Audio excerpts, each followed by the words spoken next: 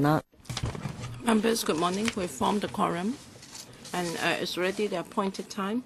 May I call the meeting to order? I also like to welcome government officials to the meeting. We've got 4 items for discussion today. And before the meeting, we've got information paper ECI 2013-14-12 from the administration. It is set out information on approved changes in the directorate establishment since 2002, and also the impact of the 4 discussion items on the directorate establishment. May I remind members that if you have any direct or indirect pecuniary interest in any of the items today, please, in accordance with the rules of procedure number 83A, declare the nature of the interest involved before speaking. And I also like to draw members' attention to ROP 84 in relation to voting arrangements when direct pecuniary interest is involved. The first item is from the Home Affairs Bureau, and it recommends to retain the supernumerary post of 1 administrative officer, staff grade C in the Community Care Fund Secretariat under the Home Affairs Bureau from the 6th of May 2014 to the 30th of June 2017, so as to continue to provide dedicated directorate support to the CCF to ensure its smooth operation. On the 17th of December, the Subcommittee on Alleviation of Poverty under the House Committee was consulted. Present today we have Ms. Gracie Fu, Deputy Secretary for Home Affairs, Ms. Candy Lau, PAS for Home Affairs Community Care Fund. Because the Chairman of the Subcommittee on Poverty Alleviation, Mr. KK Fong, is not a member of this subcommittee, nor can he attend today's meeting, I will briefly state the deliberations of the subcommittee according to the information paper prepared by the Secretariat. On this meeting on the 17th of December last year, the subcommittee discussed this item and was in principle supportive of the proposal. However, some members are concerned as to whether the manpower of the Secretariat of CCF will be able to cope with the increasingly heavy workload. Now, we have 4 items today. I'd like to know whether members have questions on this item of CCF. Mr. Tseung, anyone else? Mr. Chung Kok Pan, anyone else? No more? We still have Mr. Yu Siwing, 3.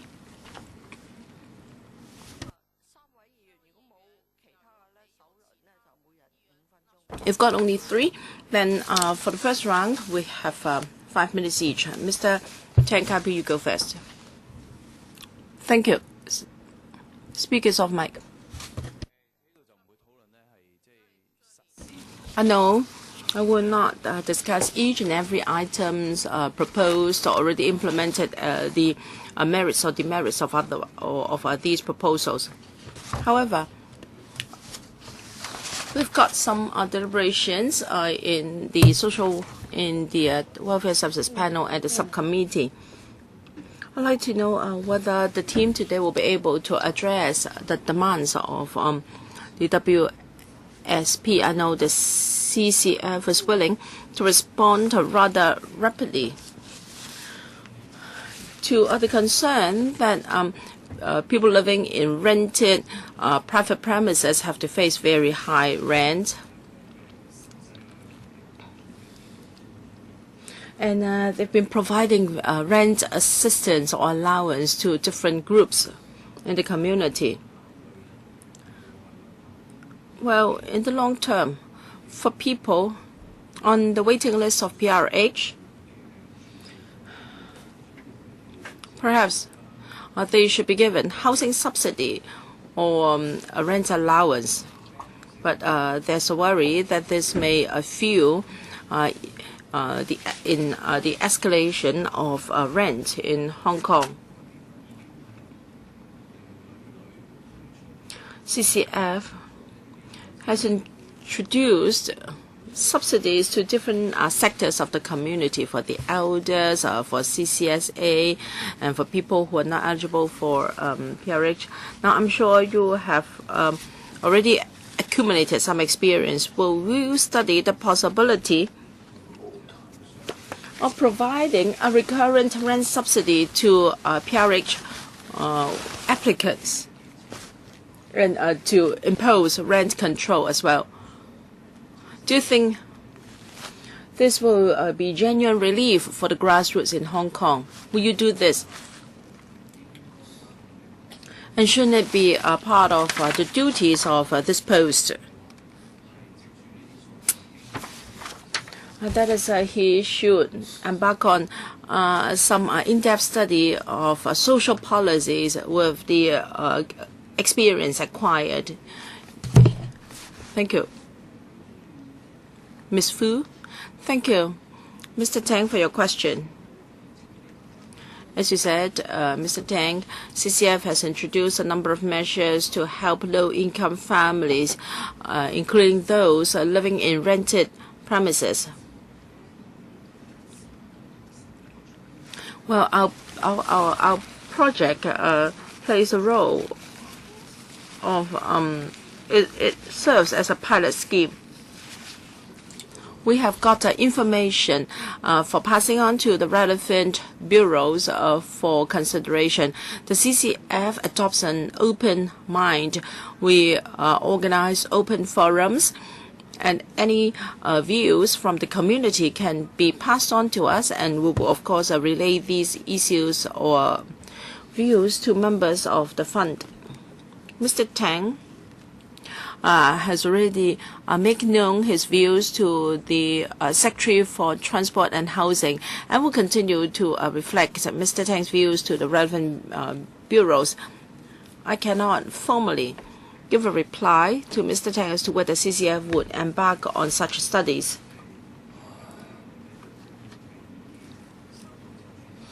But if you just relay our views to the relevant bureaus without any analysis or any screening, now you already know the effect of this project. You should know the drawbacks and also the merits of this program. So shouldn't you make some recommendations to the relevant bureau? You should not just relay views from myself or anyone from the community to the bureaus. You should do more than that. Please refer to para 14B on our view, on our role. We do liaise with bureaus, departments, and stakeholders. When it comes to individual programs, we must get the support of the relevant bureau first. In the subcommittee chaired by Mr. K.K. Fung, I think we have explained our position to members very clearly. So it will be for the bureaus concerned to make a decision first and to seek information from you. You will not take the initiative to take forward the programs. Well, we take the initiative to submit review reports of our programs to the relevant bureaus. You've certainly limited your own roles and functions. That's disappointing. Mr. Chung Kwok Pen. Well, the CCF has got a balance of $15 billion. I'd like to know whether the Hong Kong mayor is responsible for the investment of this money. Ms. Fu. May members refer to para 10? Well, there's injection from the money from the government, and then in November 2013 another $15 billion was deposited or was injected by the government. So part of it is now deposited with the Hong Kong MA to earn a high investment return that is linked to the performance of the Hong Kong Exchange Fund. We know that CCF runs a number of programs that we have to take care of the cash flow. So we have money deposited in the time deposits in Hong Kong dollar and renminbi, but we have to ensure that there is sufficient cash flow. All right, para 14D.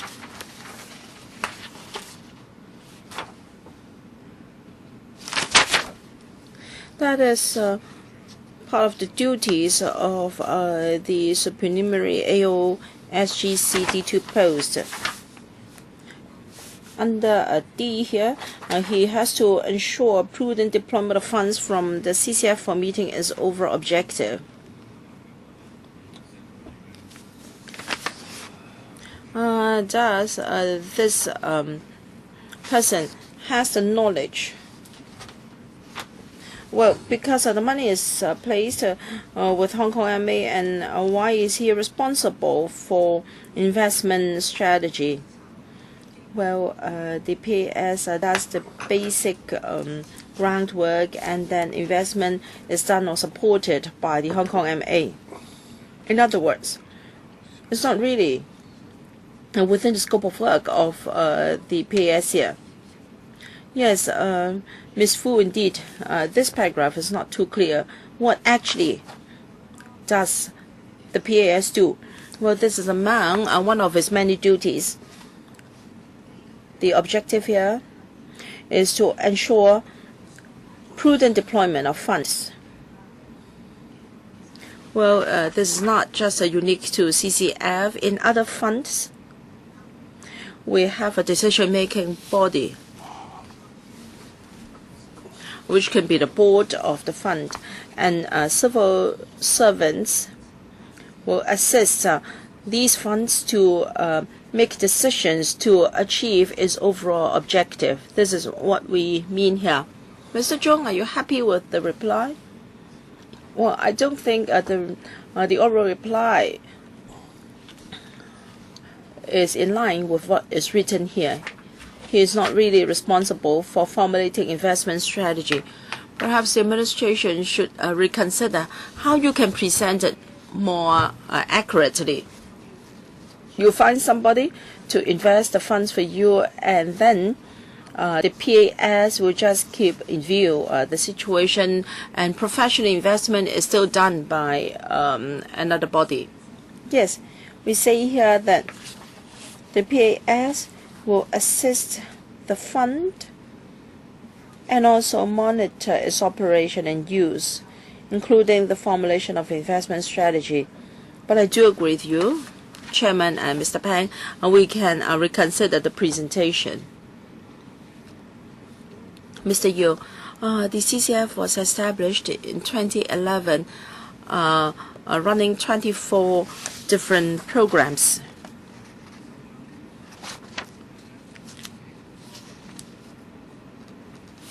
I think the head as well as his team should have a lot to consider, and I think he should have more professional knowledge. I'd like to know whether the administration has reviewed the performance of the head as well as his team, and what is the operation of the fund like in the past few years, and have you received any complaints? Ms. Fu. Yes, the supporting team mainly consists of civil servants. The performance of civil servants, including that of the PAS, will follow our civil service appraisal mechanism. I would say that the operation is smooth. 項目呢，而家係進行中嘅，牽涉嘅受助家庭好多。I think many families are involved for those who are not entitled to other forms of assistance. For example, we have a system whereby we will first process the old applications before we deal with the new applications. I think for these projects, including those which are the responsibility of CCF, they have been running very smoothly. The operation of such a large fund would require a directorate officer to spearhead the operations. I think all along we've not received any complaints. It's just that in respect of certain projects, there might be people may have views regarding the eligibility for those forms of assistance. So we have not received any complaints so far. So for all the projects that you've launched, you've not received any complaints from organizations or individuals. For example, complaints about the efficiency of the fund and whether or not it has performed its duties in a fair manner. Of course, some people who have not been able to obtain the subsidies may not be happy, and these are basically the views that we have received. Have you conducted any survey? I think at a senior level you may not have received any complaints, but your frontline staff might have received such complaints. If you've not carried out any assessment, you would not be able to know whether or not the work that you've done in the past 2 years have been satisfactory and whether there is any need for improvement. If things have been running smoothly, that's fine, but if in case there have been problems and you've not been informed of those problems, and if these problems persist, then it would not be conducive to the smooth running of the fund. Like the Deputy Secretary said, we do have reviews and reports which contain the comments by the members of the public regarding those projects. Some people may comment that the applications took too long and so on. We do have received such feedback. So in that case, in the next 2 years, since you're now proposing to create this or extend this supernumerary post, I hope you will conduct a review and do not overlook the need for improvement. Certainly. Mr. Liu Chung Kong. Thank you, Chairman. According to the figures from the SWD, until November 2013, we have 396,000 people applying for CSSA. If you take away the senior citizens and the physically disabled, the able-bodied applicants numbered about 100,000. In para 9 of the paper, we learned that the CCF will launch an incentive scheme for CSSA recipients, and you're going to allocate more than $200 million. The number of beneficiaries will be roughly about 2,000 CSSA recipients. Obviously, the number of beneficiaries is rather small. So given that you are spending such a large amount of money, I don't think this is very cost effective. So through you, Madam Chairman, I'd like to ask the Bureau whether or not they can explain that. And secondly, if you have not conducted any study, then in future will you consider or study whether or not there are more effective ways to encourage CSSA recipients to take up employment? Thank you, Mr. Liu. This project, which is about to be launched, has attracted a lot of public attention. Its purpose is to encourage able-bodied CSSA recipients who have the ability to take up employment to rejoin the labor market, so that eventually they can they will not have to be dependent on CSSA assistance. Well, this is a pilot scheme, and what we're saying here is only a projection. Through this scheme, we hope to help such CSSA recipients to accumulate an amount of saving, which will be dispersed to them at a later stage. So this project is a pilot project. So certainly we will conduct an in-depth study to find out, so that we can learn from the experience of this pilot project. Under the CCF, I think a task force has already been set up. The membership of comprising also the colleagues from the SWD. You see that the SWD and the Commission are now working hard on this, and they've also explained why it takes some time to prepare for this project before it will be launched in April. Thank you. Mr. Tseung, Christopher Tseung. Thank you. According to the paper, we understand that you are proposing to create a supernumerary post for 3 years. Could you tell us what would be the workload for the next 3 years? How is it different from the previous 3 years? Why is it that you are applying for the creation of this post for 3 years? According to the annex, we understand that we're only looking at one project starting from 2014. For the other projects, there is no continuity. Why is it that you must apply for an extension for 3 years? Permanent Secretary. I think we all know that in June 2013, the FC injected an extra $15 billion to the CCF. From paragraph 5 to 9 of the paper, we've also explained to members the different projects that the CCF has launched to help different groups which are in need of assistance. As of the end of last year, 550,000 people have benefited from these projects. And going forward, we will be, launching these projects and new projects, one of which is the projects to help people who are presently not eligible to any form of assistance. And when I answered an earlier question, I said that starting from April 2014, we're going to launch the Integrated Employment Assistance Program for Self-Reliance to encourage CSSA recipients to take up employment. So going forward, the amount of funds to be used, and if members refer to paragraph 10, we will continue to launch similar projects from 2013-14 to 2016-2016, the fund available will be around $1.7 to $2 billion per year.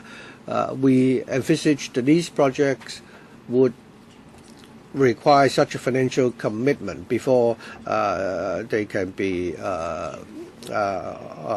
launched. So the CSF will continue to have an onerous task ahead, and we propose therefore to retain this super administrative officer staff grade C in the Community Care Fund in order to continue to spearhead the work of the CCF. Any further questions, Mr. Tseung?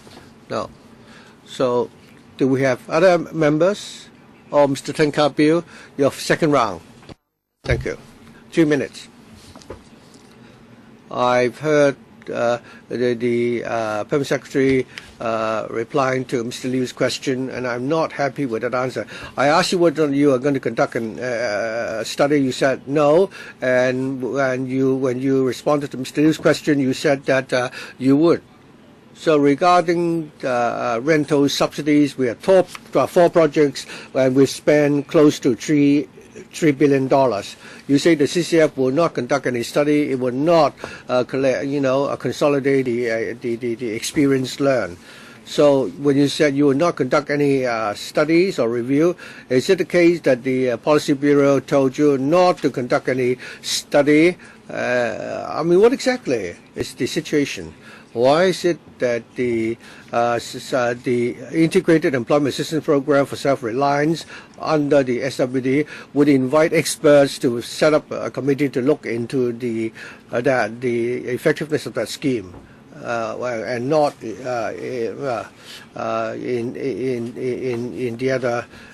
the case of the other project? So is it that the Bureau asked you not to conduct any studies? I think the CCF's work really is very important. There are review reports for individual projects which will be submitted to the relevant bureaus and departments, and also those reports will be open to the public. Mr. Teng asked about a specific project, that is those who are on the waiting list for PRH and whether or not they should be given rental subsidies. I think this is a suggestion, a question raised by members to the Housing and Transport Housing Bureau. So we are talking about the different ways by which we can help those in need. We do have different projects to do that. For example, for those who are not presently eligible to any forms of welfare assistance, I think we're talking about the living allowance, and as to whether or not we can help the low-income households who are now renting private premises. The answer is yes. So I hope members will understand that the work that we are doing, will you conduct a study on those 4 projects relating to rental subsidy? There are 4 already. Some would benefit the senior citizens, some would be for the CSSA recipient households. For each and every project, there would be a review and a report. The report would depend on the project itself. The subcommittee, these are proposed by the committee under the CCF. I think the CCF already has decided to conduct a study and publish a report on projects, for example, for the Integrated Employment Assistance Program for CSS recipients. Well, in Para 7, you talk about a project which will provide rental assistance for low-income households not living in public housing. And many people say that this might result in property owners increasing their rents. So have you conducted any study to monitor the rental level and find out whether or not the subsidies will eventually benefit the property owners? I think this is a matter of grave concern in the community. The task force under the CCF is aware of this issue, and therefore, for those who are not personally benefiting from any forms of assistance, we are now conducting an in-depth study, and I think that study is going to be very important. When will that study be completed? When will we be informed of the findings? Well, for the project helping those who are not eligible for any forms of assistance, it has only just started and it will be completed by the end of August. So we will be conducting information and data, for example, regarding whether the rents paid by the beneficiaries have gone up. We expect that we have to wait until the end of this year or early next year before the report will be available. So are you contracting this study to, outsiders? Yeah, we will contract some of the work, but we also undertake some part of the study, the work ourselves. Normally, they will be contracted to academic institutions, such as the universities. Emily Lau, your first round. Thank you. Madam Chair. In Para 6, we learned about the different projects will become recurrent projects. I think this is something that we've discussed for a long time, and we all felt that for such projects, you need to funding from the CCF, but the CCF is not operating in a transparent manner. So what would be the arrangement for all these projects? Is it the case that for some of these projects, they will not become recurrent? Thank you. Thank you, Ms. Lau. Some of these projects have already become recurrent projects, and we're already seeing that. Permanent Secretary, please speak, to the microphone. So we are working on making these projects, some of these projects, to make them recurrent projects. It will depend on some of these pilot projects, and after they have been launched, and if we are satisfied that they've been proven to be effective, and then should these projects were to become recurrent projects, we need to, and if we obtain the support and the funding from the various bureaus, we will certainly do it. After the various projects have we will certainly be willing to make more of these projects recurrent, but not all of them are suitable to be made recurrent. For some projects, they are only pilot projects, and changes might be necessary while they're at the pilot stage. For those who are not receiving any subsidies or assistance, they are tied in with our other policy alleviation measures. Yes, other than these 3 projects, for the others, are you still looking into them, or have you already completed your study and concluded there is no chance for them to become recurrent projects? Well, in Para 6, 3 are now recurrent, and another 3 in the pipeline. So different departments and bureaus will consider whether these items are suitable for becoming recurrent ones. So for the remaining items, you are still undecided. Yes, we will consider them one by one. I think the representative next to him would like to speak is Ms. Candy Lau, PS for Home Affairs. Chairman, I'd like to supplement that for some of the programs, they have been decided by these bureaus that they will not become recurrent. For instance, to support HA staff to use drugs other than those on the drug formulary using the Samaritan Fund. Now, if the drug is included in the Samaritan Fund, then it will be sponsored by the fund itself, and therefore the relevant bureau, after consideration, has decided not to make this a recurrent item. So other items may face a similar situation. Anything else? Special care allowance for disabled persons and allowance for elders to employ home help and for attendance or follow-up. Well, I think these are very worthwhile projects where the bureaus and departments have considered these programs and decide that there are better options. And the issues or the needs can be addressed by other users. So the CCS will continue to provide subsidies. It's just that they will not be recurrent. But some of them will continue to be implemented. For others, well, for these three, they will still be implemented, although they are not recurrent. So it depends on individual bureaus. You do not have any objective and consistent criteria for making a decision. Well, criteria for items that serve as pilot schemes. Now, if they are proved to be effective after implementation, then the bureaus will consider making them recurrent ones to achieve the objectives. Chairman, you're correct. They should list out all the criteria for deciding what programs should become recurrent ones.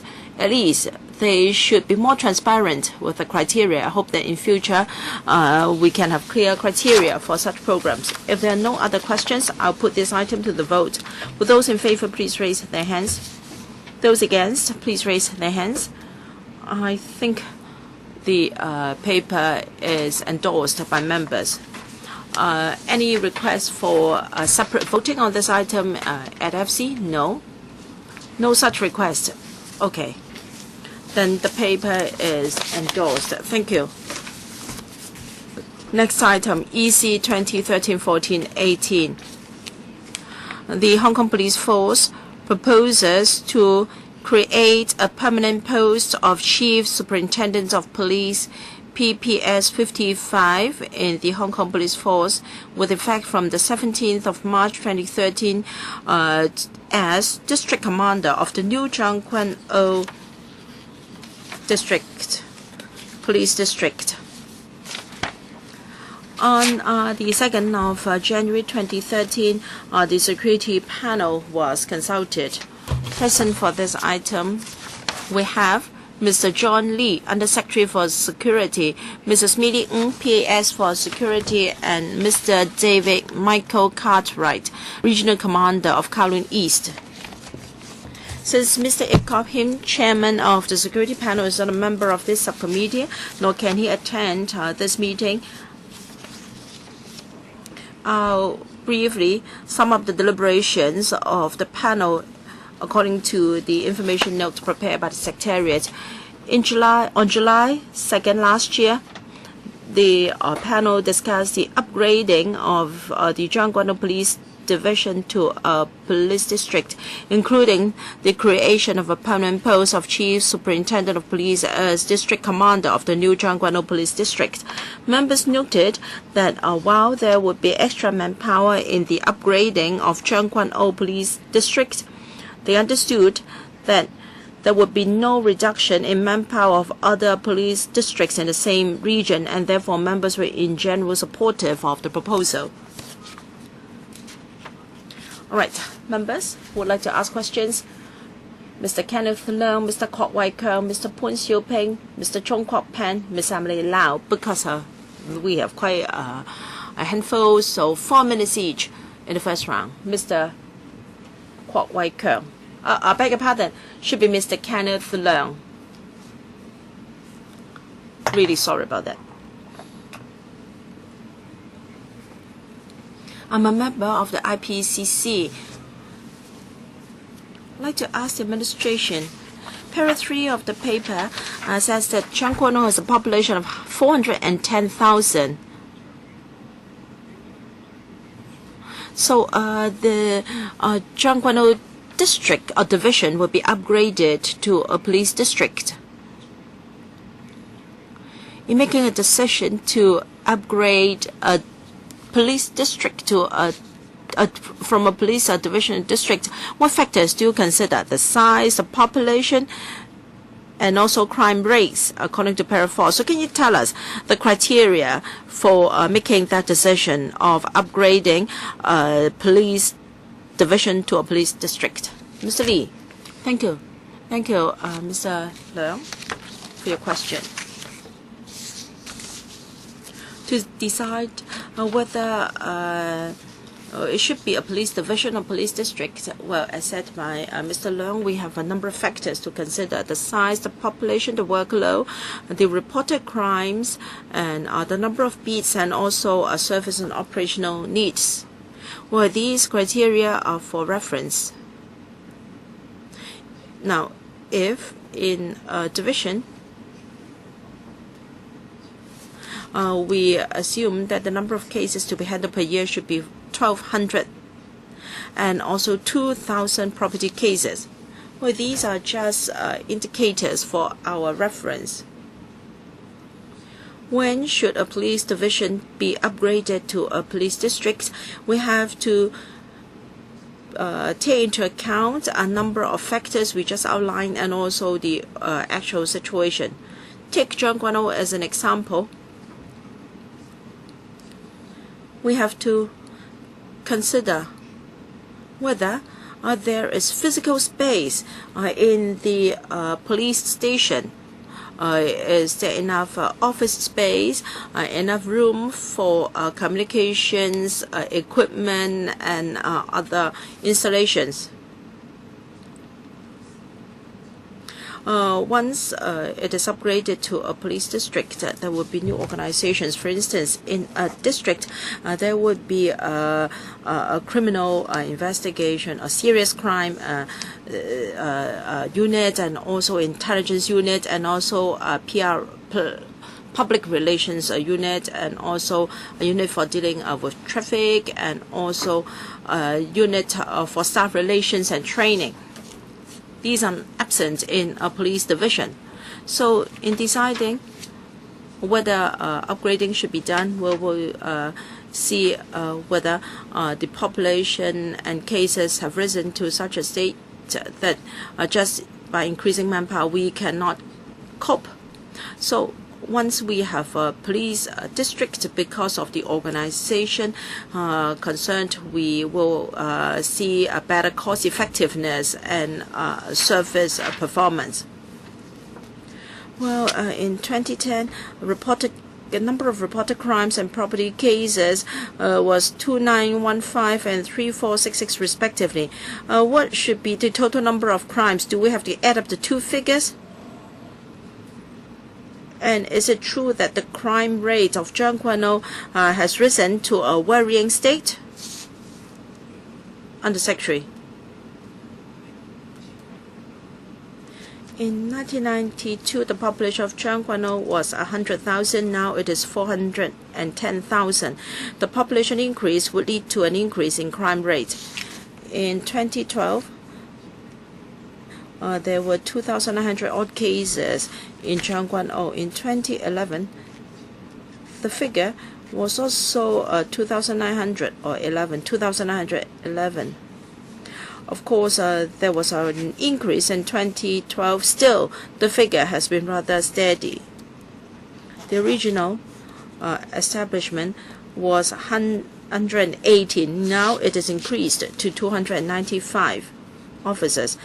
Well, an increase in population would certainly lead to an increase in the crime rate. Before upgrading, the way to cope was to increase manpower so that we have more staff to cope.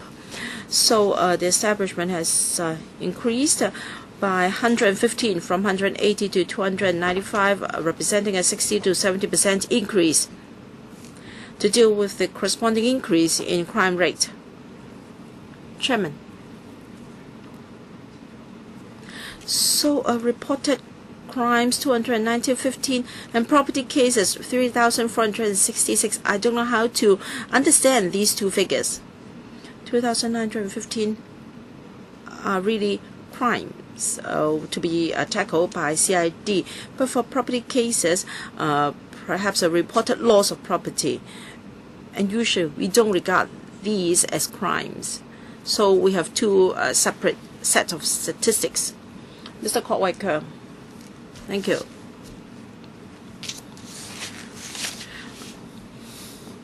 I think we like to ask some basic questions. The residents of Kwan have waited for this upgrading for a long time, and according to the paper, the Kowloon division has increased its manpower from 219 to 295. But if you consider the overall population, it's dropped from 1 to 1,800 to 1 to 1,300 odd.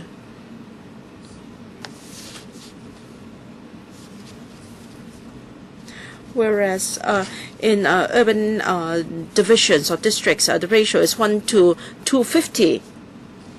So, in 2015, upgrading will take place. Will there be further boost in the establishment of frontline police officers here? And another concern is there's only one Kwan police station in Kowloon. According to reports, the police station, or the police is considering adding another station near Kwan Center. I'd like to know whether this is true. Under Secretary, thank you. First, of course, there will be a boost in the establishment after upgrading to a police district. As for the actual increase, now we propose to create the post of a Chief Superintendent. One of his duties is to ensure that establishment planning can be done before the upgrading of the division. I agree that the police to population ratio here is lower than other urban areas, and that's why we have proposed to upgrade it to a district. In addition to boosting the establishment, as I said, structurally, there will be addition to the district. As a result, there will be a better cost effectiveness. So from the establishment has been increased from 219 to 295. And after upgrading, we will have different units to plan operations and strategies. I'm sure the situation will be better. Whether we call it a division or a district, it is under the Kowloon East region, which has an establishment of over 3,600. Manpower of a region will always support the police needs and operations of different districts or divisions. So on a daily basis, the police manpower deployed, including people from PTU and SDU, EU, and also manpower from CID and Serious Crime Division to these districts and divisions to help. So after upgrading, there will be a boost in the establishment. There will also be structural improvement. So in terms of commanding and leadership, there will be improvement. And then the 3,600 officers in the region will always be there to support the district. With no intention to build one more police station in Kowloon yet. Mr. Poon Siu Ping, thank you. I support the proposal in the paper and the proposed creation of this post. I think I'm also concerned about the issues raised by my colleagues. There's no doubt that we need to enhance the service of the police in Kowloon. We're now proposing to upgrade Kowloon from a division to a district. We now have 18 districts so far. Does that mean that we're going to have 19? And also, I'd like to go back to the question of manpower. I think in each district you have about 400 to 700. So in theory, shouldn't it be the case that each district should have an establishment of about 400 to 700 staff? Going forward, do you need such an establishment of such a size? First of all, you asked about whether the 18 districts will be increased to 19. The answer is yes. We will increase one district. We will not cut down on the existing number of districts. When the Kowloon division is upgraded to a district, I think. We must remember that we need to consider a number of factors in deciding on the establishment of each district, depending on the population, the workload, and how many beats we have. And the important thing is the operational needs. Our definitive answer is that after the upgrade, manpower certainly will be increased. And we also believe that in 2015, starting from early 2015, after the upgrade, the figure certainly would exceed 300. Right now, we also believe that we need at least 330 officers. Of course, the district commander will, in the light of actual circumstances, increase the resources and also deploy those resources in an effective manner in order to cope with our operation and service needs. Mr. Tung Kok Pan, thank you. The Secretary told us that they would like to create this post of Chief Superintendent of Police, but according to the paper, there is an organizational chart, and based on present and expected operational needs, I think the proposal is based on that.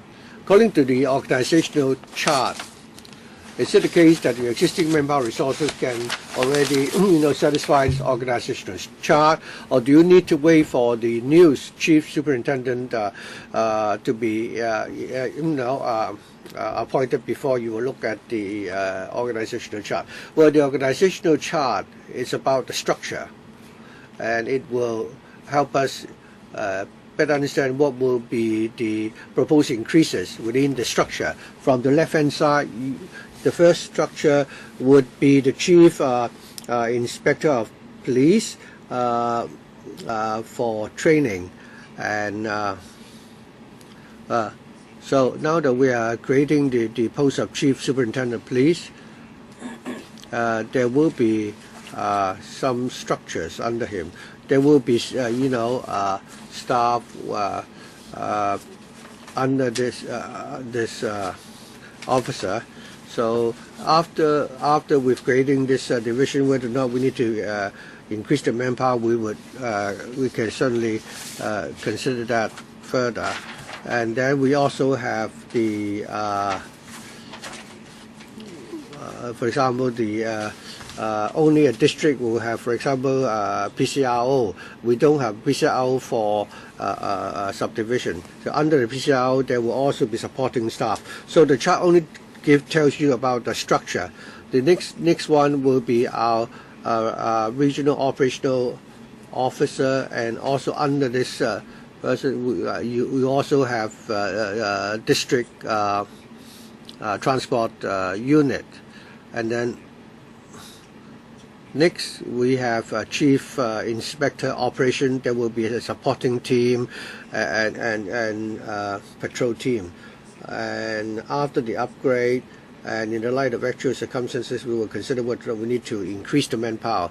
For CID, again, it's very obvious. At the bottom, you find 3 organizations: the anti-triad unit, serious crime unit, and the district intelligence unit. In early 2015, there will be already staff, but in the light of actual operational needs, we will increase the manpower for this unit, for these units. In the proposed organizational chart, the posts are already in place.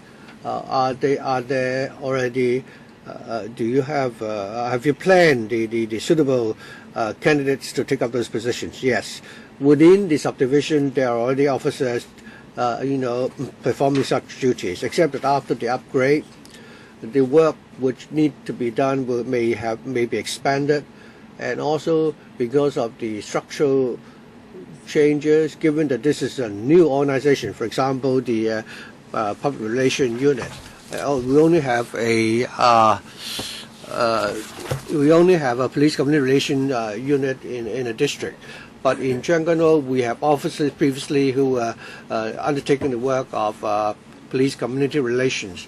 So there are already officers perform such duties, but because of the upgrade, these officers will still stay in Tseung. So within this organizational structure, they will still work in the same unit, but there will be additional staff which may need to be created if the Chief Superintendent of Police consider it necessary, and after he's applied for it. I think the proposal reflects the aspirations of the Tseung residents, and I believe the residents in the district will find this that this is really it's already a belated decision.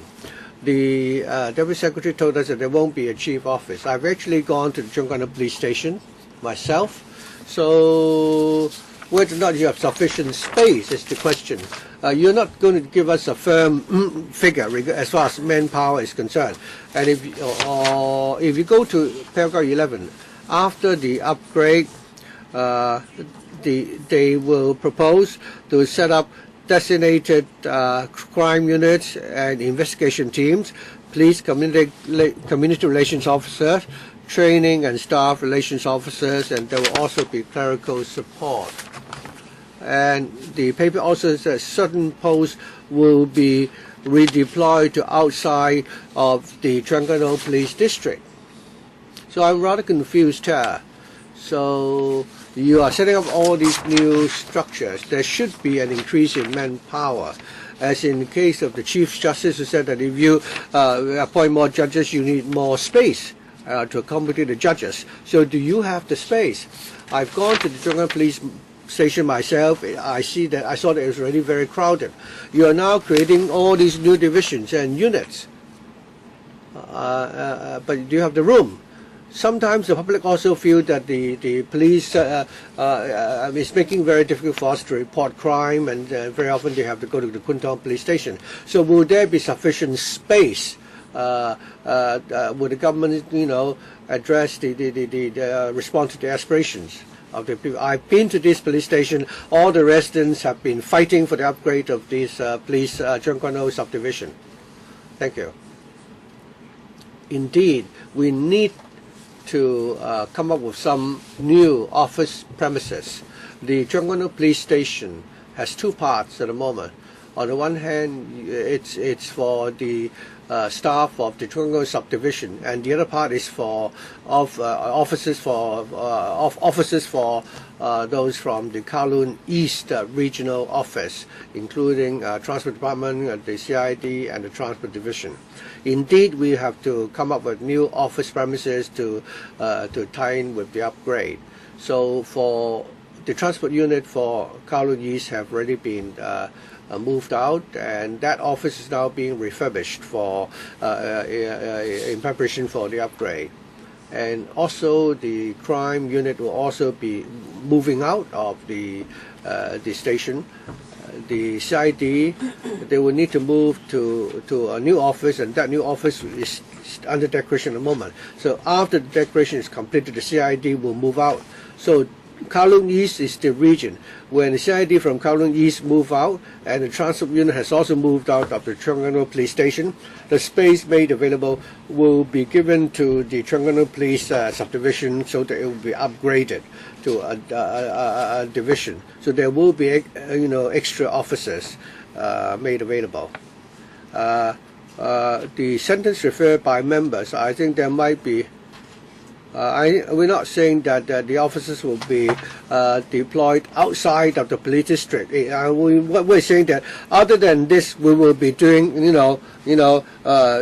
something more. So, in other words, on top of all these, we will be doing this and that. Okay, it's just, a question of,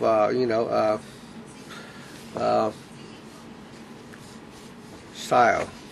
I think with the upgrade, you need more facilities, you need more officers, and you told us that the existing block will be used by both people in the subdivision and the region, but of course we will not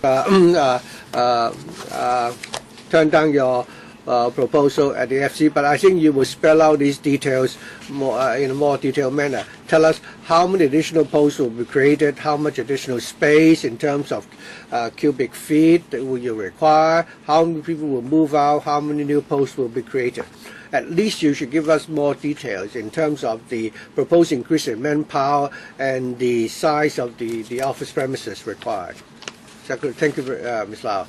I also like to add further that the Kowloon East transport unit and CID will move out, and the officers will be given back to the Tseung Police District. In the long term, we believe that by 2018-2019, we will also move out the operational unit and the support unit from Kowloon East. We have the operational unit and the admin unit from Kowloon East, which will still be there. In the long term, we will also relocate them. But after if we were to relocate these units, we need to accommodate them elsewhere. So we need space for that as well. So in other words, we will do it in a step-by-step manner. After the entire Tseung block has been vacated to the division, then the amount of space available will be a lot bigger. I think you should have given us these details in the first place. Please, give us more details in your paper for the FC. Mr. UC Wing. According to the paper, since 2002, the establishment in Tseung has gone up from 219 to 295. Because it's been the manpower established has been increased over this period of time.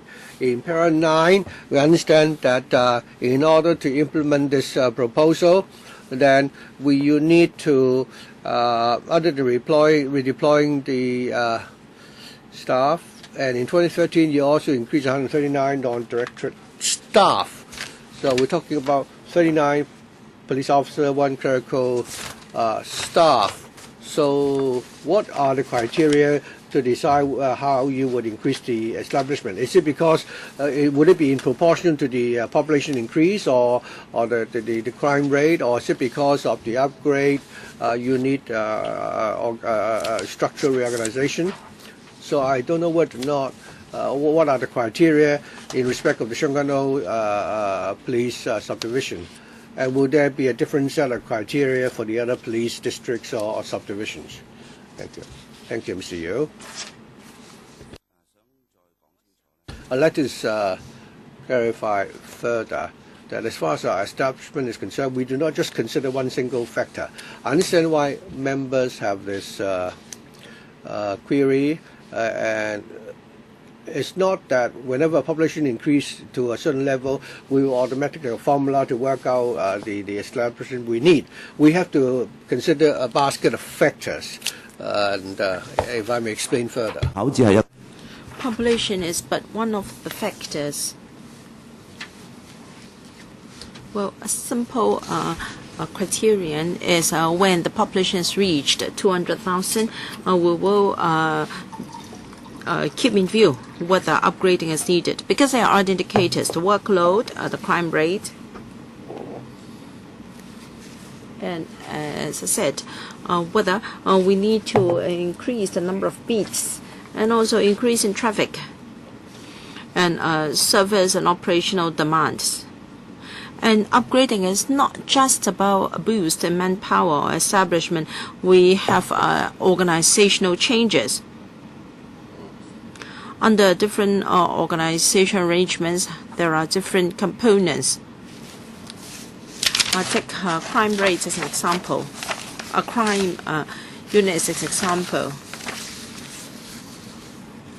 We do have reference indicators for the establishment, but this is not just simple mathematics. We have a basket of factors to consider. Why? Because we need the flexibility on also the absorption rate. For instance, there are bound to be fluctuations in crime year and service demands year on year. So we have to ensure that it will be able to absorb these fluctuations. It is unrealistic to add one today and minus one tomorrow. So this basket factors will allow for absorption rate to ensure that increase in service demands can be coped with. And then when we have a new unit, we need a commander as well as we need a commander. So that is operational considerations. And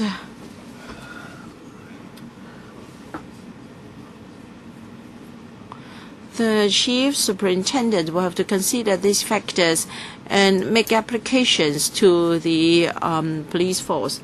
A second round, 3 minutes each. Mr. Kenneth Low, thank you. I'd like to seek clarification on the following. Please refer to enclosure 2 of the paper, the organizational chart of Hong Kong Police. 18 Chief Superintendent of Police. Why is there a /5 senior superintendent under district commanders? So is in a police district or division, is the senior superintendent of police deputy director? I'd like to know whether there is always a deputy commander in the police district. We have 5 districts not headed, 5 districts not headed by chief superintendent. Take the airport and our railway.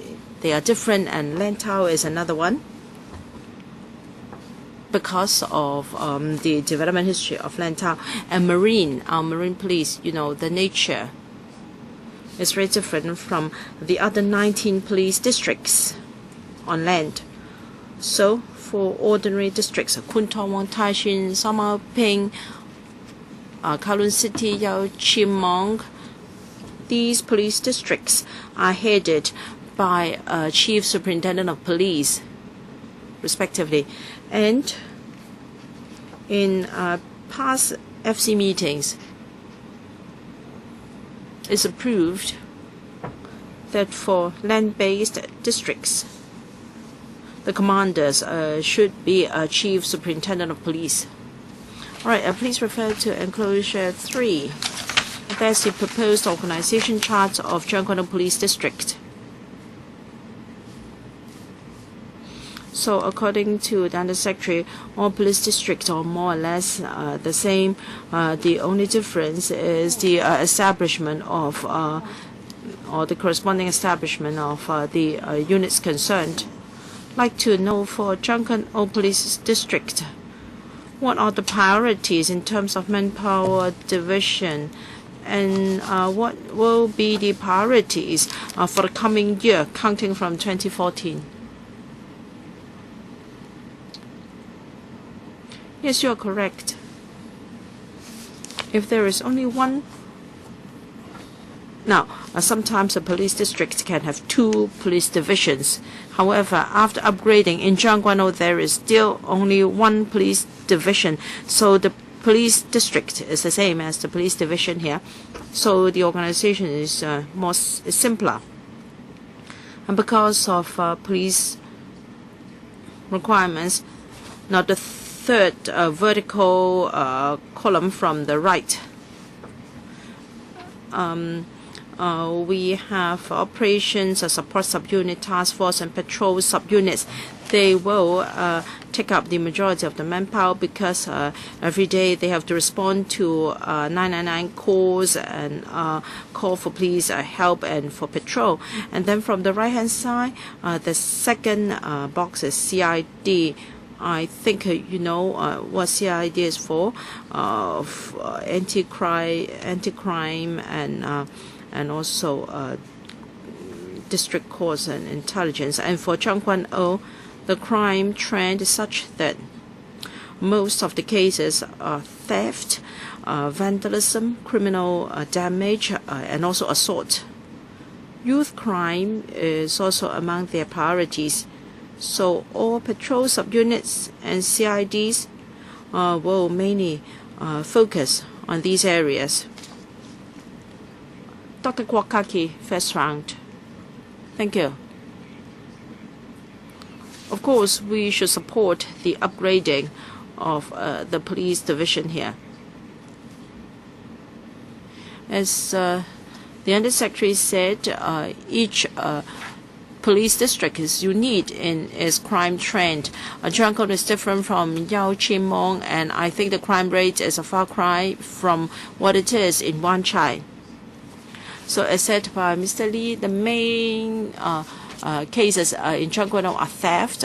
I think they are more minor in nature.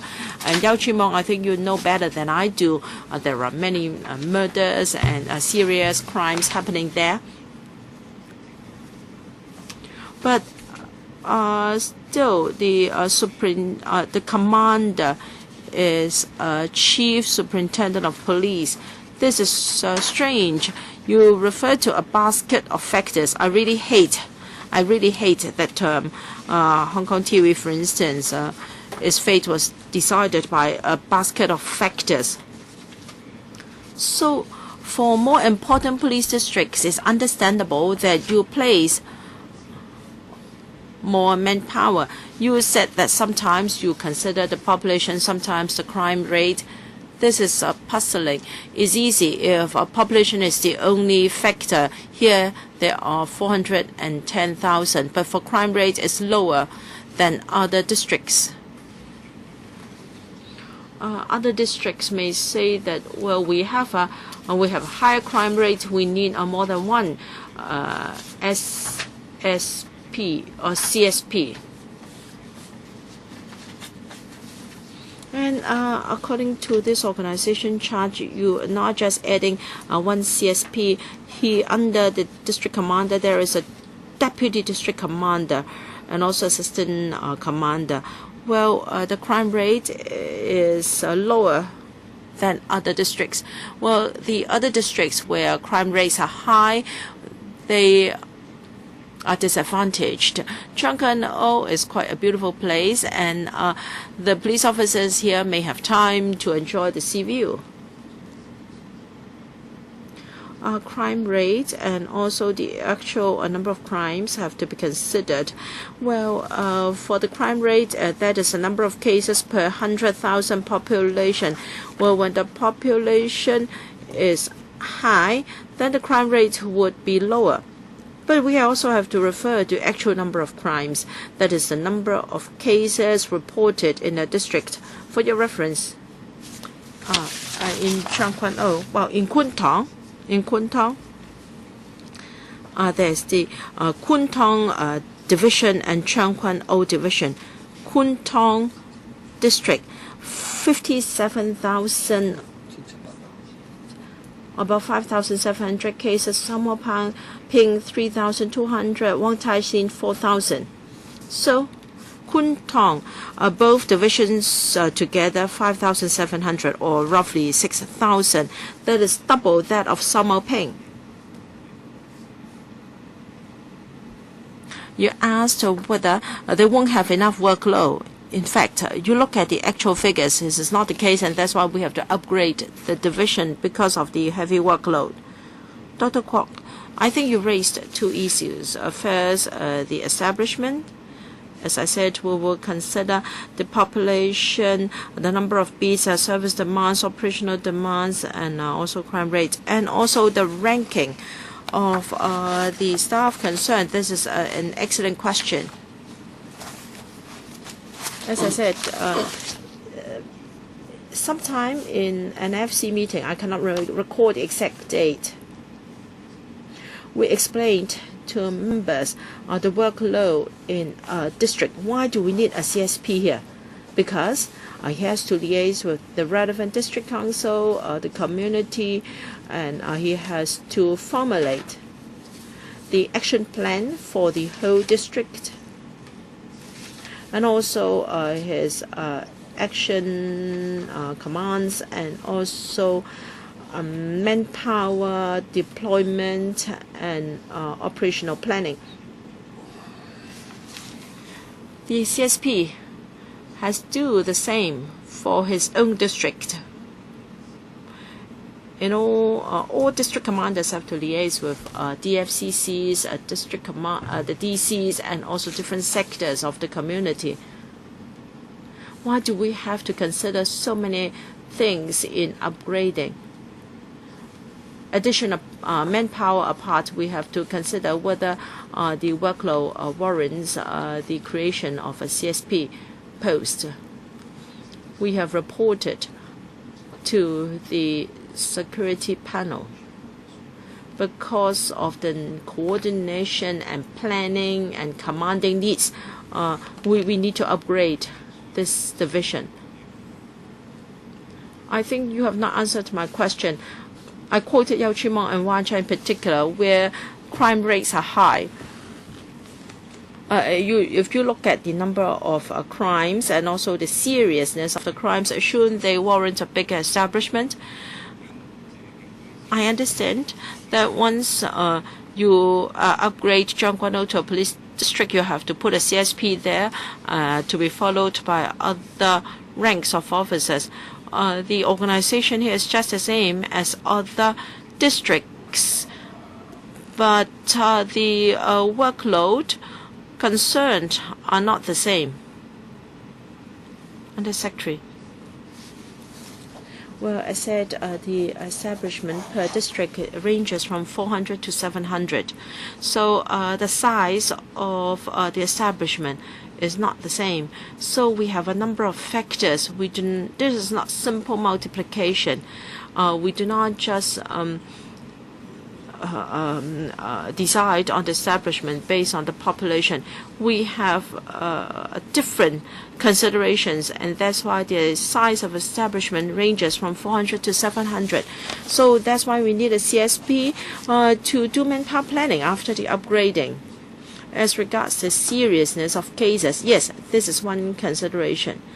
This is taken care of in the organization. Now, if there are more crime elements, then there will be more people in the anti-triad section, more drug problems, then a bigger establishment in the drug unit. So we do not have a fixed establishment for all districts. We take into account the actual needs of the community. We have flexibility in the establishment. It must have a certain absorption rate.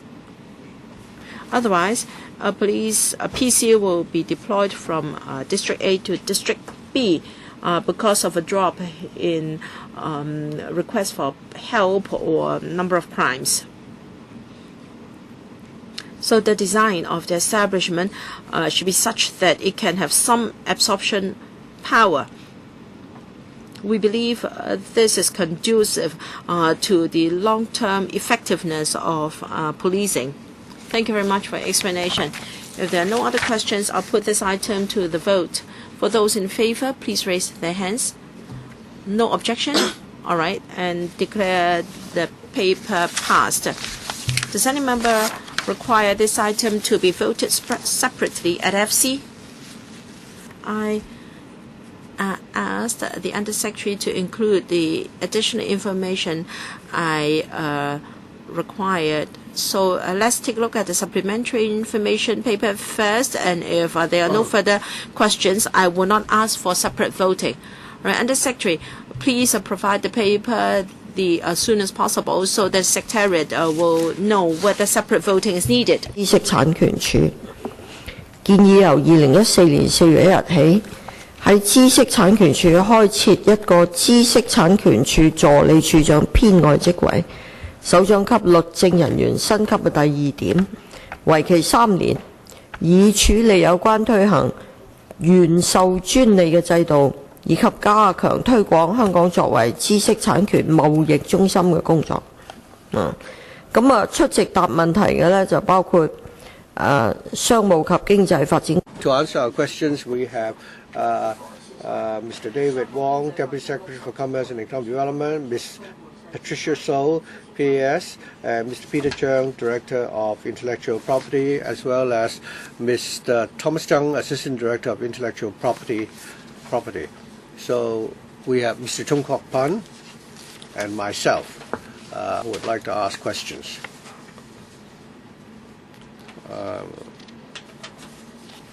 The Commerce and Industry panel in principle support the proposal to create the one supernumerary post of Assistant Director of Intellectual Property in the IPD to deal with the implementation of the original grant patent system and also strengthening Hong Kong as a hub for intellectual property trading.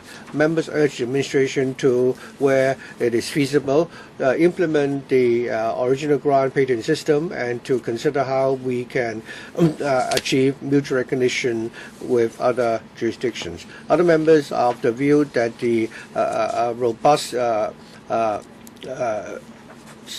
mechanism to protect intellectual property and also intellectual property trading can help promote Hong Kong's innovative technology. Members propose that the IPD should promote original grant patent system and also in the course of promoting intellectual property trading, strengthened its communication and cooperation with the ITD and the innovation technology sector. Okay, there are two members, myself included. We start with Mr. Chung Kok Pan, 4 minutes. Intellectual property trading, I believe, is going to be a new industry. Especially Hong Kong has the basis and the legal protection regime. Throughout Southeast Asia, I think Hong Kong is in the most, a favorable position. So I think you should implement policies to ensure that Hong Kong will become a hub for intellectual property trading. How long do you think that will take, especially for innovative industries? There are many young designers who don't have too much understanding about intellectual property rights. So what policies will you have in place to help these young people to join the creative industries so that we can really, implement intellectual property trading? Director, thank you. Thank you, Mr. Tseung, for the question. Intellectual property trading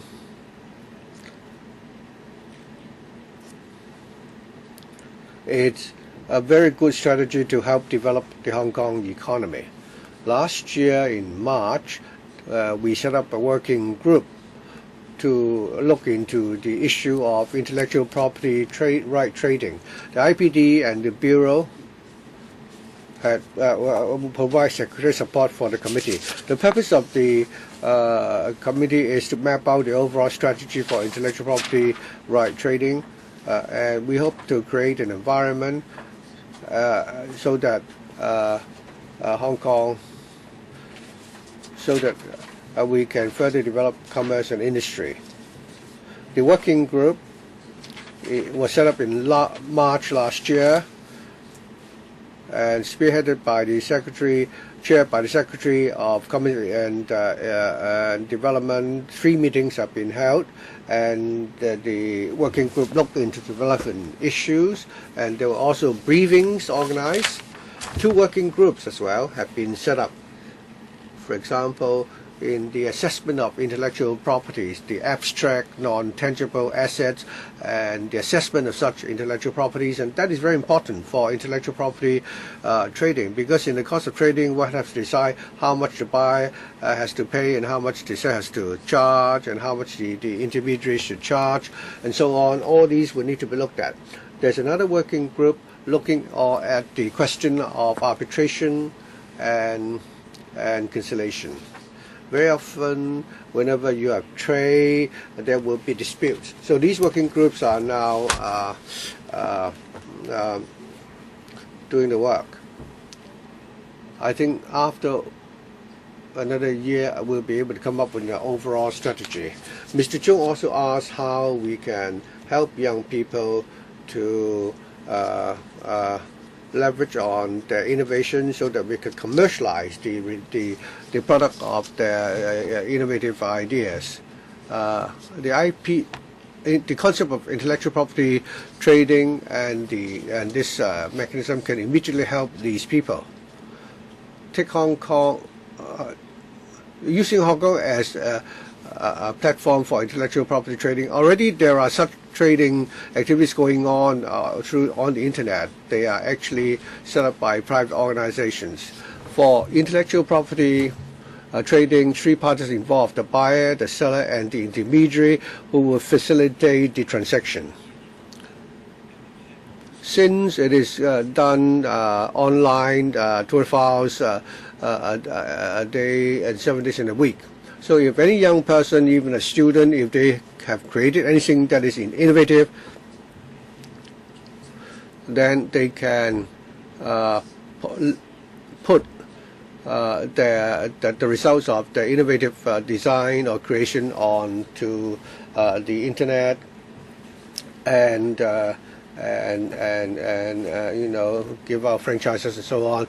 And if the transaction could be implemented, then we can immediately see the outcome. So while we are mapping out the policies, we're also conducting a lot of public education so that the public can make good use of the private platform for intellectual property trading, so that they can commercialize the result or outcome or the products of their innovative design. I understand that there are such private platforms. The mainland would also like to start intellectual property trading. Are they doing it online, or do they have a physical exchange to conduct such transactions? And secondly, that many in the industry have told us that these platforms have not really have not been conducive in promoting innovative technology, because it will push up the price of intellectual property rights. For local intellectual property rights, if you write something, or if you compose a song, the intellectual property rights are already there. External design sometimes is very difficult to protect, because there would be people would copy these designs.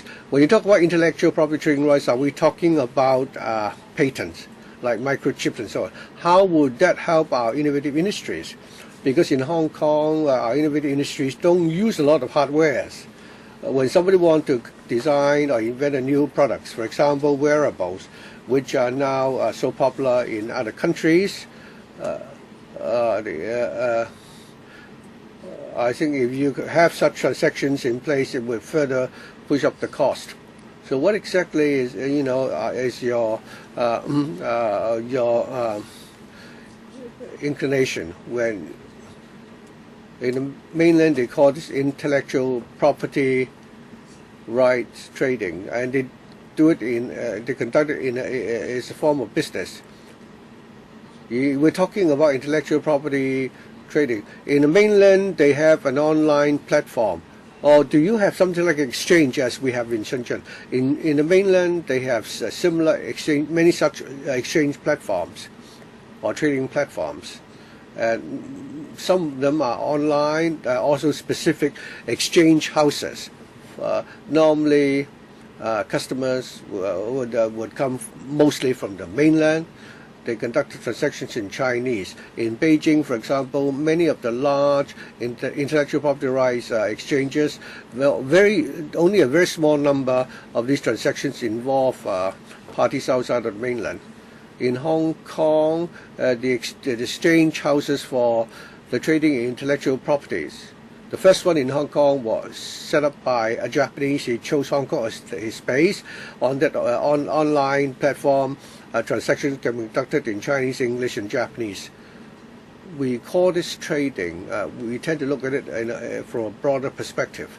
We are using Hong Kong as the base to, for example, to match, so that countries with mature, technology development, and through this trading platform, be it through franchise or trading, or, for example, in the mainland of China, when you have such a franchising system and the intellectual property trading platform, then technology can be further, developed. So that after further development, then the parties concerned can apply for new intellectual property rights, and then the result of scientific research means intellectual properties, and then other parties like the third world, those from the third world, can also take part in these transactions. I think the mainland, especially Guangdong, is closely monitoring the development in Hong Kong. They're actually following the Hong Kong model. Madam Chair, you asked whether or not, because we have intellectual property trading, we would increase the cost of innovative,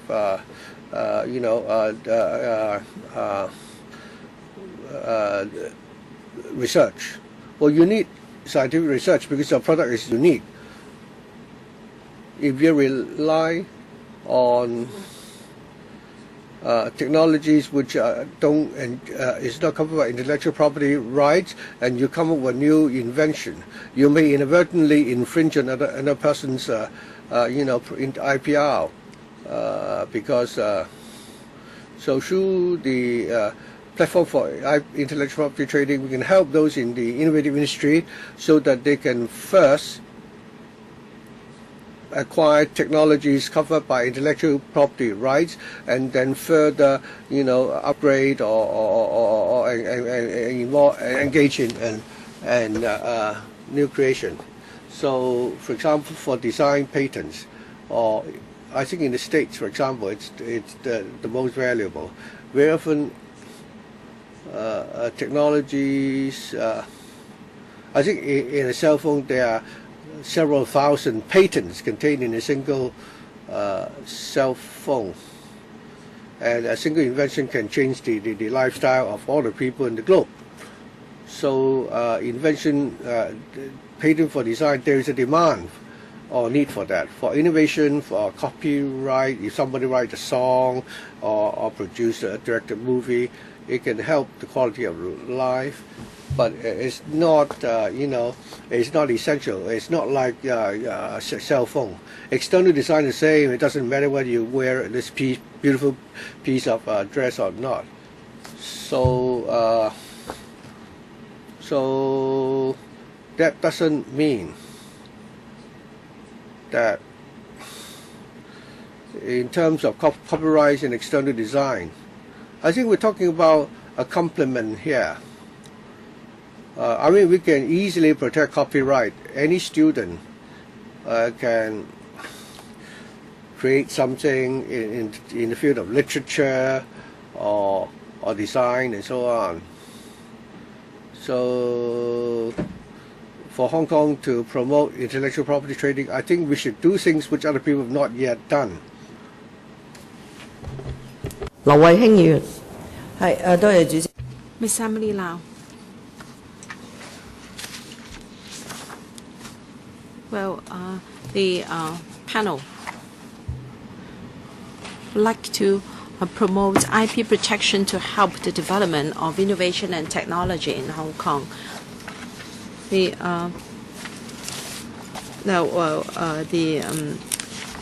commissioner has got the support, or the director has got the support of legislators here, because all legislators, regardless of their political affiliation, are supportive of IP protection. Well, the director has talked for a long time just now, and we don't know whether we have to wait for a few more decades. And Para 5 says that they've achieved support. They've come to a cooperation agreement with the State Intellectual Property Office. Is it that there are things we can't do and that only the state can do? Yes, we have with very good liaison with the Mr. Wang, the Director of State Intellectual Property Office, and we've also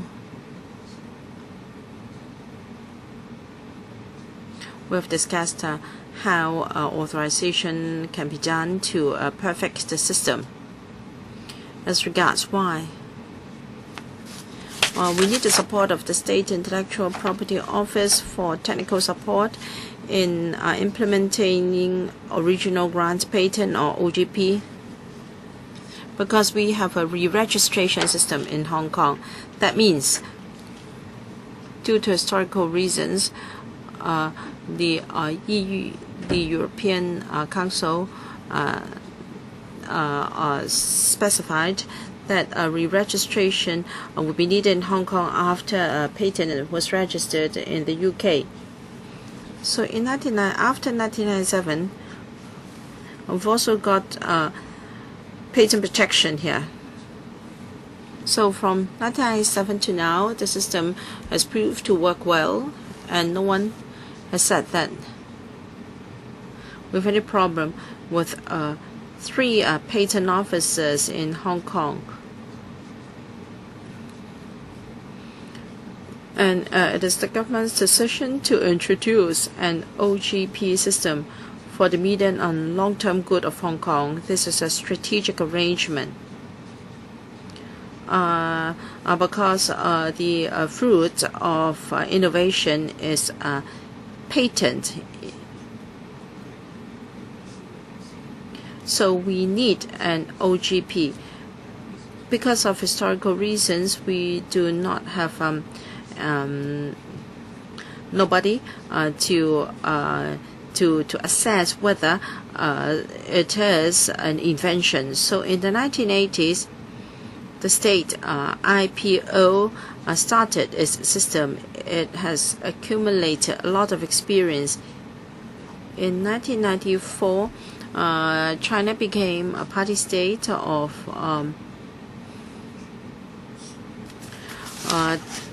the international organization, and it's also one of the body for initial assessment.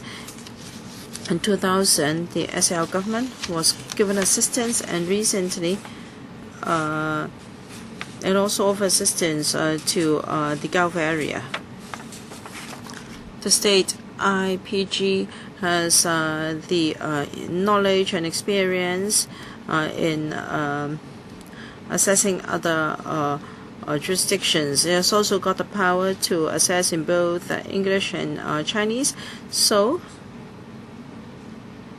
both the public and our advisory committee are of the view that if in Hong Kong we do not have the power to do the assessment, we should entrust the work to SIGO for assistance and for training. So after negotiations starting from 2012, well, the negotiations started in 2012, and last year we reached a cooperation agreement. Yes, I know the matter is very complicated and technical. When we discuss IP in future, we should not just invite Mr. Wong. No, Mr. Tseung, not just Mr. Peter Tseung. We should ask Mr. Peter Tseung to be present, because if he doesn't do his work properly, then it's pointless. So Secretariat, please jot it down. I have the feeling that they are like a big stumbling block. Well, Mr. Duke Wong from the Bureau is here. All right, Mr. Kenneth Leung. I think starting from 10-20 years ago, we said that we would like to be an IP hub. Then Parasec said that we would like to be an IP trading hub here. More than 10 years ago, we said that we would like to be on the same footing as Switzerland. We would like to be an IP right holding center. Compared with Switzerland.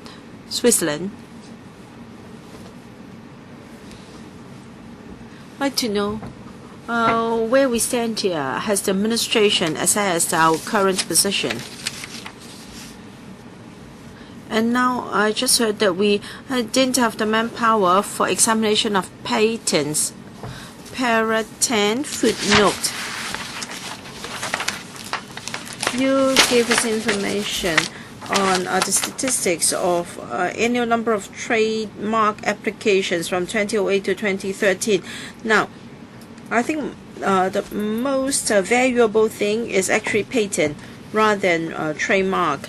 But there is no one in Hong Kong to examine the originality of our inventions or patent. So are there plans from the administration to improve our ability here?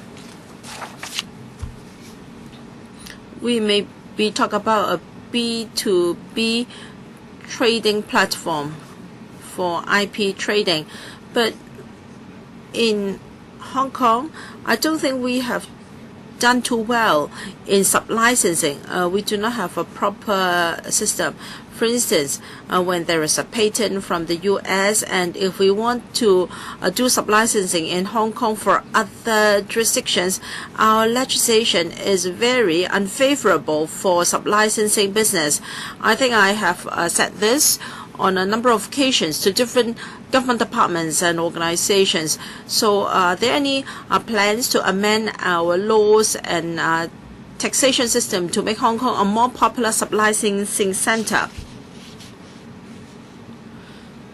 Director, thank you, Mr. Leung, for your question. Mr. Leung asked how we compare with Switzerland when it comes to being IP holding center.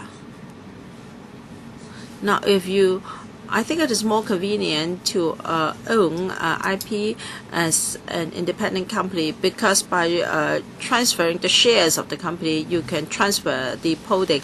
But for a company to possess intangible asset, it is more difficult for that asset to be traded. Will the company have to sell the liability and also its staff as well? How do we compare with Switzerland? Well, a few years ago, we discussed trading, a free trading agreement of Switzerland. They have never considered. Back then, they had not yet considered that possibility. Now, I think we are at the forefront. We are the pioneer in this regard, and many countries are following our footsteps. And we're not talking about authorization or unilateral trading. We're talking about multilateral IP trading involving many jurisdictions. As regards examination of patents, in the short term, we don't have the manpower to decide whether a certain invention patent is really an invention, an original invention.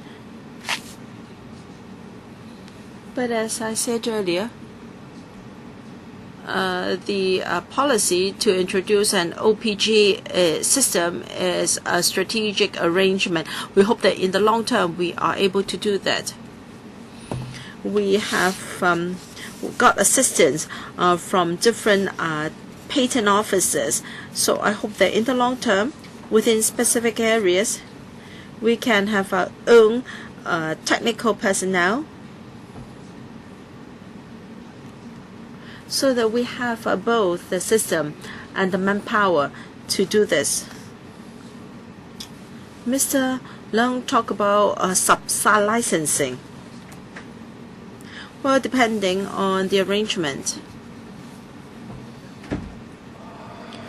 Well, for instance, if there is U.S. patent in China,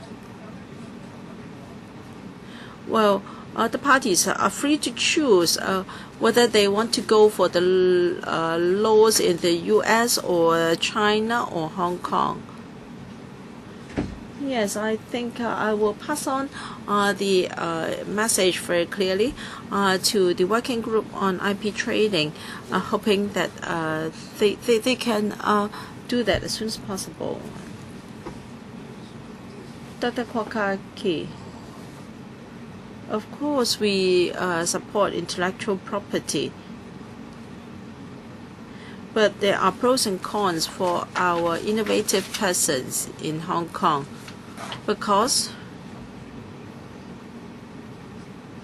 you are going to set up an OPG system. Still, the actual trading will be done by private organizations. That would mean additional costs to our creative persons. We ensure that the OPG system would run on the lowest possible costs, because that can be a major obstacle to creative personnel in Hong Kong. To large organizations, that is nothing, but for local creative talents, the cost is considerable. So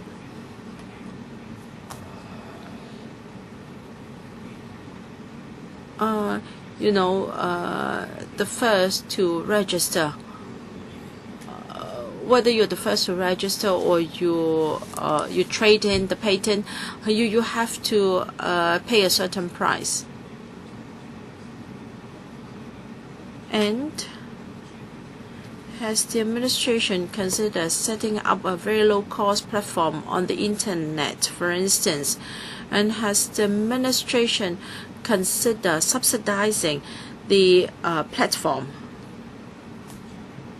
so that the opportunity cost would be the lowest possible? And should there be any dispute, what legal support will be granted? Currently, there is nothing. Well, if there is any infringement of copyright, you don't have to worry about the big organizations. They have their own legal team. But for small enterprises, if their copyright is infringed upon, what would the government do to help them to protect their IP? Will this new post be responsible for this? Will this, for instance, artists or songwriters in Hong Kong be affected by this invention patent system? The costs of IP protection and also the costs for obtaining IP right. Yes, design for the design, you can have it registered or not, it's up to you. For invention, you do have to register. And as for copyright works, that can be digitalized, no registration is needed.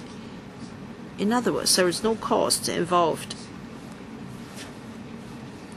invention patent that requires registration, the Innovation Technology Commission can give an one-off subsidy of $150,000 to individuals, organizations for arts or literary works that can be digitalized. No registration is needed.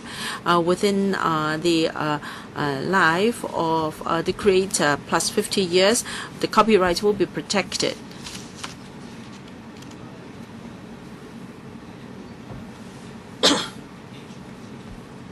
For IP trading platform that's Hong Kong based, well, you like to sell your IP rights on the platform. Usually no cost is payable. And how does the platform exist? A certain commission is charged based on the trading transaction. Now, if it is a commercial entity, maybe a 10% if you're a student, maybe a single-digit percentage. And for some platforms, you have to become a member first before you can sell your IP there. I understand that a certain platform only charges a student $100 per year, and then no further fee is payable even if trading has taken place. In December last year, the TDC also launched a platform for IPR. Anyone in Hong Kong or outside of Hong Kong, any creative talents or anyone in innovative technologies, if they have any creative products, copyright products, external designs, patents, invention patents, they can display them on the information platform of the TDC. Because the trading in IPR is rather complex. First of all, you have to make use of the internet platform, and then people will be aware of these IP rights which are on sale. If you have, for example, a songwriter, he doesn't need to go through an agent. He can actually promote his own creative works, and make his first million. On the question of infringement, the international rule is that if you infringe on somebody else's copyright or patent rights for commercial purpose, it would be a criminal offense. The Customs and Excise Department in Hong Kong has also worked very effectively in tackling, piracy and counterfeiting on the internet. So within the Hong Kong, they can help the people whose rights are being infringed to get redress. And different jurisdictions will need to work together to tackle piracy and infringement. I understand that the Hong Kong C&E Department's Customs and Excise Department is working closely with Interpol and other organizations. So I don't think we need to worry too much. Over the last few months, the UN, at a UN forum, the delegates asked whether or not we could set up an internet platform so that, especially for intellectual property rights, we can be digitalized, we can facilitate such trading, and that the cost for such transactions could be reduced. People in the IT industry and technology sector are interested. Whether or not this could be done, we still depend on the efforts of all the parties concerned. And I think the property owner would also need to be willing to put their products on the internet so that they could be traded, and so the copyright could be granted as well. Mr. Martin Liao, Madam Chair, I first of all like to declare that I am the Deputy Chairman of the Mr. Donillo, my brother is the Chairman of the Subcommittee on the Verification of Patents. You talk about the trading platform for IPR. I think Liu Cheng-sing, my brother, have been talking about this issue more than 10 years ago. We talked about this with our friends from Taiwan. I think we need to set up such a platform in Hong Kong. I think Mr. Tseung's predecessor was so aware of this aspiration that we need to build up this platform for IPR trading. I think Ms. Lau said I'm the expert. Actually, I'm not. She said why I've been silent. Why I said that I have not spoken on today on the subject. I think for a civil service team which is not professional enough and who is so bureaucratic to implement such policies, there's a 90% possibility that it will not succeed. And then I saw, Mr. Greg So had communicated with me. The government has set up a subcommittee, and I was told that the government has the determination to promote this, and they've also enlisted experienced professionals to take part in the consultation process. And as a result, my hope was rekindled. But so far, I've not seen any concrete achievements or results. So my question is this. In building this platform for the trading in intellectual property rights, over the last 5 years, what have the Bureau and the Department done to implement this? To implement these proposals, that is. And secondly, in the last 5 years, the Bureau and the Department, for the Bureau and the Department, how many proposals regarding the setting up such a platform in Hong Kong have you received, and what is your decision? And thirdly, and this is easier question, that is your overall IPR policy. What exactly is the vision of the government? First of all, I don't. Mr. Tseung should have a lot of professional expertise on IPR. The issue of EPR has generated a lot of interest among members. This is really a very interesting topic. I also have some questions myself. So we've seriously overrun. So I must declare now we will adjourn our meeting to 10:45, because you have to adjourn at 10:45 because the policy address is scheduled at 11. I was talking about professional experience, not expertise. Although Mr. Tseung has a legal background, he's worked at the IPD for a long time, but I don't think he has ever been a practitioner in the field of IPR. He has all along been a civil servant. Thank you very much for the clarification. I'm sure Mr. Tseung doesn't mind. 3 questions, Mr. Tseung. Thank you, Madam Chair, and thank you, Mr. Liu. Over the last 5 years, actually, I became director in 2011, and since I became the director, I started to launch the concept of intellectual property right trading. From May 2011, we talked about this, and we obtained some support, and then in 2012, there were private individuals who were considering to come up with the funding to set up such a platform increased from 1 to 5. And last year in 2013, after the government set up the working group on IPR to map out the relevant policies, I think those policies will be available in 1 or 2 years. We are now thinking of building up certain standards within the community. I think together with the TDC, we have organized a seminar on IPR with the TDC. In 2011, 700 people attended. In 2012, 1,400. Last year, 1,700 people attended, and they came from 24 different countries. At the annual convention of the International Intellectual Property Rights Organization, when I first spoke on the subject, very few people understood. In 2011, when I spoke, I said that there are already some private platforms available. In 2013, I encouraged the whole international community to work with Hong Kong. And international IPR trading is one aspect of our collaboration with other, IPR protection organizations. And with other organizations, we've organized, seminars on the commercialization of IPR at the Science Park. So we will try to do the most that we can, given the limited resources. We also have a lot of support from the community. We've organized workshops and so on.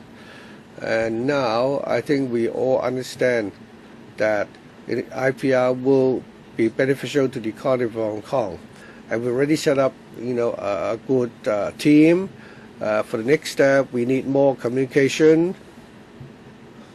We need to arrive at consensus. We need to share with other people more of the success stories. Mr. Wong, Chairman, if I may further supplement that, we have a clear policy objective to promote Hong Kong as IPR trading hub. In the policy address last year, it was proposed that we would set up a working group dedicated to this task. That is, we'll work on the basis of what Mr. Tseung has built, and is led by the Secretary. In 2013, we went to the CNI panel and briefed members on our views on this issue. That committee met 3 times last year. At its third meeting, we already mapped out a policy framework. One member asked what is our vision and strategy. Well, it is our vision to position Hong Kong and to promote Hong Kong as the leading IPR center in Asia. That clearly is our vision. And we also have 4 strategies to help achieve that vision. First of all, to enhance the IPR protection regime. Secondly, supporting the creation and use of IPR. And thirdly, to promote the intermediary service of IPR, provide manpower resources. And fourthly, promoting education and collaboration. And within these respective fields, we'll come up with measures to achieve our vision. Say, some members ask, for example, how can we nurture the talent and how can we teach the creative talents to apply for IPR?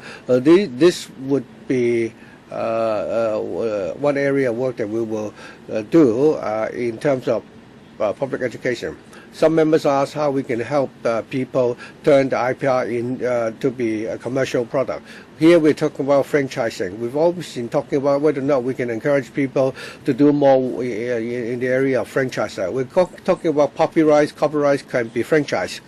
And some suggest whether there could be tax concessions. Some people suggest that we can, for example, sign agreements regarding the avoidance of double taxation, so that can facilitate IPR trading in other markets. So that basically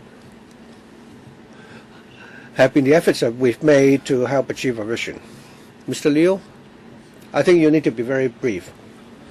The 4 things that you mentioned, I don't see how they can help implement our vision. To put it honestly, do you have that determination to commit financial resources to support the building up of international IPR, that is, to provide financial support?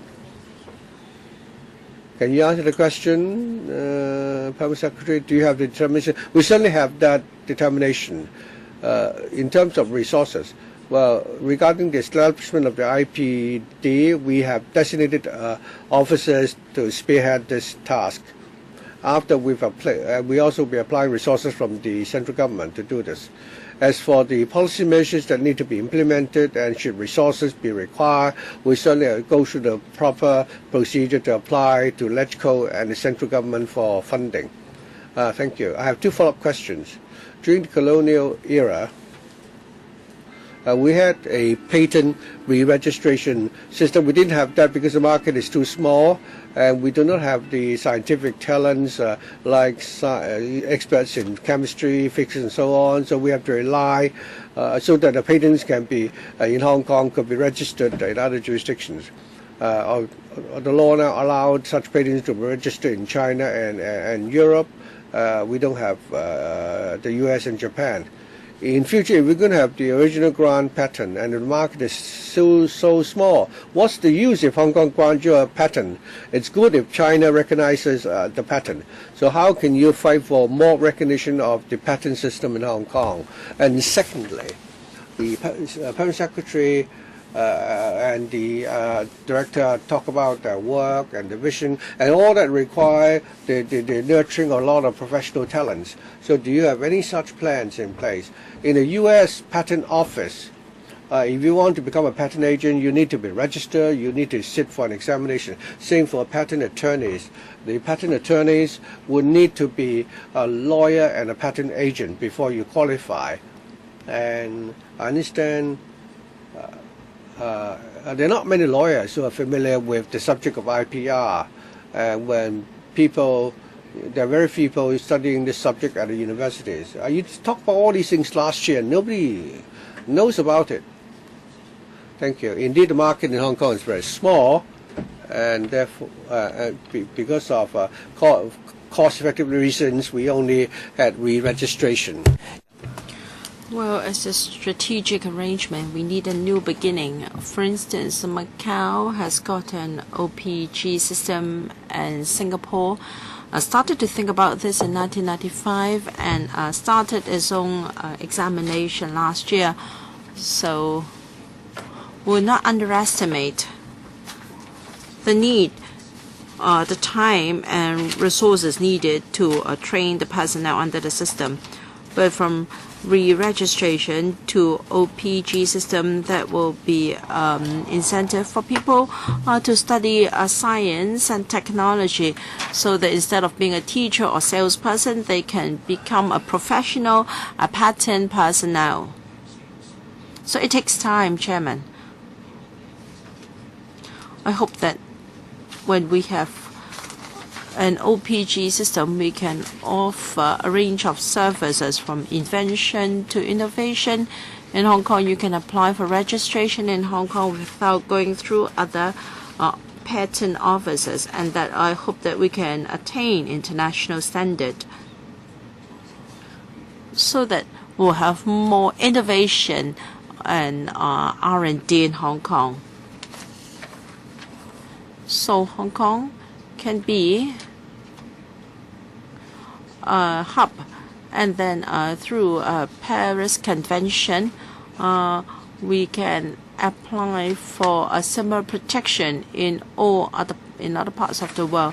This can also promote development of our high-tech, high-end industry. Regarding how to become a patent attorney, a patent agent. Well, we have the advisory committee on patent system. It has consulted different sectors, and it's not easy to attain a consensus.